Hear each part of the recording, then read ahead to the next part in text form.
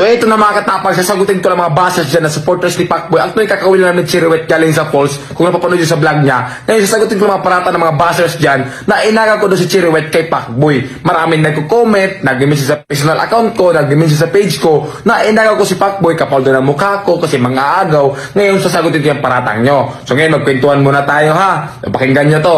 So bago kami nagkarelasyon ni Chiriwet, bago kami nagka-jowa, nasa Manila pa si Chiriwet, nag-uusap na kami, nag-video call. Ang gagawin na sana namin is collaboration. So, make the story short, tinanong ko si Chiriwet kung may jowa ba siya. Anong sagot ni Chiriwet? Wala akong jowa, matagal na akong walang jowa. So, siyempre ako yung taong hindi may pagkamerites, hindi na ako nagtanong about sa kanya. Kung about sa kanya kay Pacboy, ang sa akin lang is komportable na ako na wala siyang jowa. So, siyempre, ako din naman na wala akong jowa. Okay, ganito, make the story short. So, habang tumatagal yung pag-uusap namin, pakikilala sa isa't isa, habang lagi kami nag-video call, nagkaroon kami ng feelings, nagka-develop kami, hanggang umabot sa punto na pumunta siya ng Cebu, nagkaroon na ng something sa aming dalawa. So, wag yung sabihin na inaga ko si Chiriwet kay Pacboy. So, imposible naman ang babae papato sa isang lalaki na may karelasyon. Alam nyo yan, girls, na hindi nyo gawain yan na magpagrelasyon sa ibang lalaki na may relasyon kayo. So, di natin alam kung anong rason kung bakit wala na silang Pacboy. Ayoko mag-tell niyan kasi sila lang daw nakakaalam. So, ang sa akin lang, si Cherry, bago kami nagrelasyon, wala siyang jowa. So, wala siyang jowa. Hindi ko inagaw si Cherry. Hindi ko inagaw. Alam niya ni Cherry, hindi ko siya inagaw. At ito pa, hindi ako yung kasing lalaki na basta-basta lang dyan. Kasi hindi ako pogi. May prinsipyo din ako. Ako yung lalaki na pag nilawayan na ng iba, ayaw ko na rin lawayan. Ganun ako. Hindi ako yung lalaki na makipaghati sa isang babae lang. Ayaw ko nang may kahati. Kaya wag yung sabihin na nang aagaw ako kay Chiriwet. Si Chiriwet mismo nakakaalam yan. So hindi ko alam kung anong rason nila kay Pacboy. So ang sabi lang sa akin, matagal siyang walang jowa. So hindi ko tinanong sila about sa kanila ni Pacboy.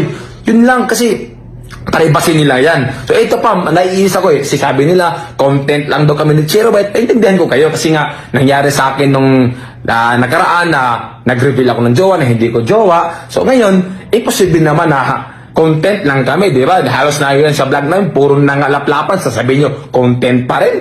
May ganun ba? Di ba? So, paano nyo sabi na content lang kami ni Chiri? Nagkataon lang nung birthday ko na marami akong inimbita ng mga vlogger at yung mga vlogger naman, binidyohan kami habang sumasayaw. Siyempre, di namin natin yung sarili namin. Naghalikan kami. Binidyohan nila. Paano nasabi yung content? Hindi nga namin vlog yun, di ba? So, content yun ng mga ibang vlogger. So, sila yung nag-content sa amin. Ang sa amin lang is ginawa lang namin yung relasyon namin na ano yung nararamdaman namin. Di ba? So, kaya nasabi niyo yung content lang. So, hindi kami ang nag-content, mga vlogger, kasi maraming vlogger doon nakatutok. So, actually, sinabi ko kay Cherry na wag muna kaming mag-private relationship muna kami. Kasi nga, pag social media talaga, maraming makisasaw, maraming masasabi, di ba? So, wala hindi namin natiis yung sarili namin na gawin yun sa birthday ko. So, maraming mga vlogger nag-video, kaya ganun yung nangyari. So, sige lang, hayaan nyo na mapatunayan sa amin na hindi content lang itong ginagawa namin. Sabi ko nga kay Cherry na itong ginagawa namin is bonus na lang to sa vlog. Itong pinapakita namin sa inyo, bonus na lang tong anong meron kami sa relasyon. Kasi hindi ko rin naman gusto na mag-reveal sa social media. Nagkataon lang talaga na yung nag-reveal is yung mga vlogger doon. Maraming nag-video na naghahalikan kami, di ba? So, ano pa yan?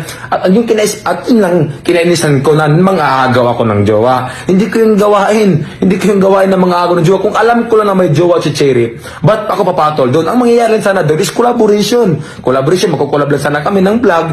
Siyempre, wala siyang jowa. Wala din akong jowa, nagkamahalan kami, di ba? Nagkagusto kami sa isa't isa. So, hindi ko kasalanan yon. Kung si Cherry ay may karelasyon siya, o tinago niya sa akin, may jowa pala siya, hindi ko kasalanan. Kasalanan ni Cherry yon. Na nakipagrelasyon siya sa akin na may karelasyon pala siya. Yung inamin sa akin, wala siyang jowa, di ba? So, hindi ko kasalanan yun. Kasalanan ni Cherry yon. Pero, wala naman talaga, totoo naman talaga, na wala siyang jowa. So, yun lang. Huwag yung sabihin sa akin na mga agaw ako. Kasi hindi ko yung gawain. Hindi ako yung tao na nakikipaghati sa isang babae. Kahit hindi ako pogi, hindi ko mga agaw. Hindi ko gawain yun. Ayokong sasakit ulo sa kakaisip. Diba? Di ba? Kaya wag niyong sabihin sa akin ha, nangaagaw akong jowa. So yun lang, naiinis lang talaga ako sa mga basos. Pasensya niyo, di ako nagalit. Nagpalabas lang ako ng aking nararamdaman sa mga sinasabi sa ibang tao dyan. Kasi ito lang ako, nagpakatotoo lang ako sa kay Cherry. So,